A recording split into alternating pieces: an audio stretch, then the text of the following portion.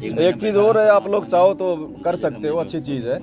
उससे ज़्यादा पैसे में एक जैसे हम लोग भंडारा करते हैं सुबह का या शाम का, या जैसे कोई नाश्ता वास्ता करते हैं सुबह, तो मालिक ने हमारे को आरती तो बता ही रखी है, अंधेव की छोटी और बड़ी आरती।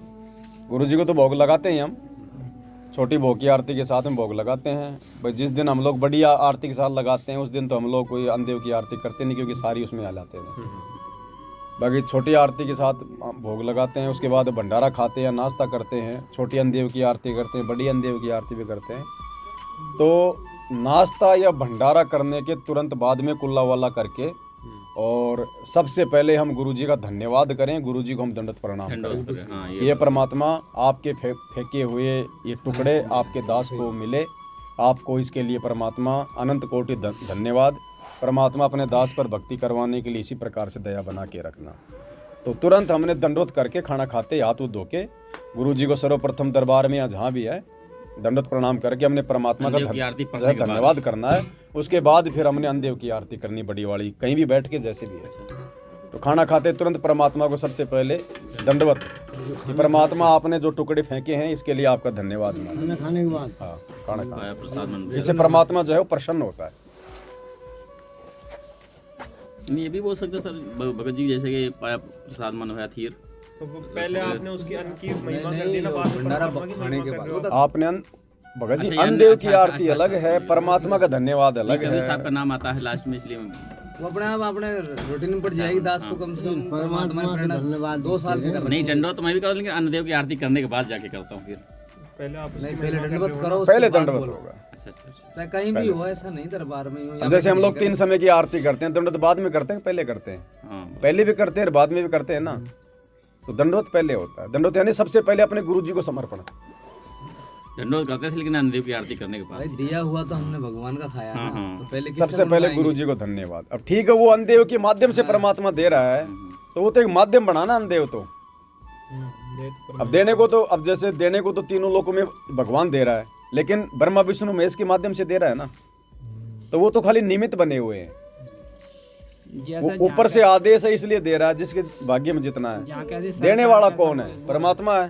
तो सबसे प्रथम गुरु की पूजा, गुरु की सेवा, इनके आगे फिर कुछ नहीं हो रहा। बाद में फिर जो निमित्त बने हुए फिर उनका धन्यवाद कर दो, जो भी आरती बता रखी है तो परमात्मा। तो आरती पढ़ते ही है, हाँ, वो कर देनी।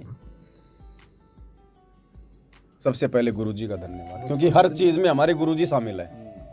हर कर्म में, हर चीज में, हर सहयोग में, हर यज्ञ में सबसे यही परमात्मा रहता है ना।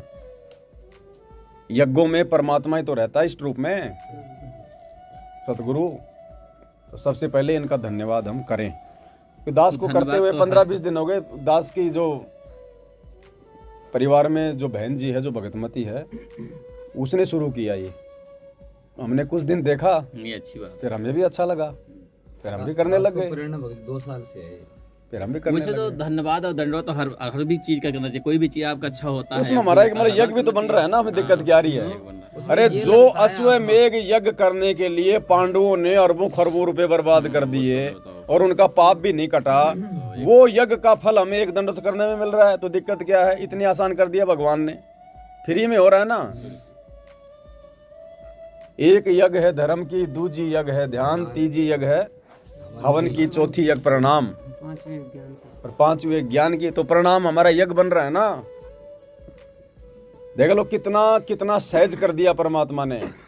एक यज्ञ करने के लिए अरबों खरबों रुपए कितना समय बर्बाद करते थे वो राजा लोग, उसकी भी कंडीशन, और उससे भी अच्छा फल, उससे भी लाख गुना फल मात्र एक दंडवत प्रणाम करने से यही मिल जाता हमें। लेकिन वो होगा किसका स्वीकार? जय गोपाल दंडवत करे पैरों पड़ प्रणाम, दुआ करो दिल पाक से असला असल सलाम। गुरुजी कहते हैं हमने प्रणाम करना है, व्यायाम नहीं करना। हृदय से करना है, वो होगा प्रणाम। और वैसे उठ लिए बैठ लिए वो हो गया व्यायाम। तो व्यायाम नहीं करना, हमने प्रणाम करना है। हृदय में जगह होनी हाँ, चाहिए। हर चीज का एक नियम है भगत जी, नियम से करेंगे तभी उसका लाभ मिलेगा।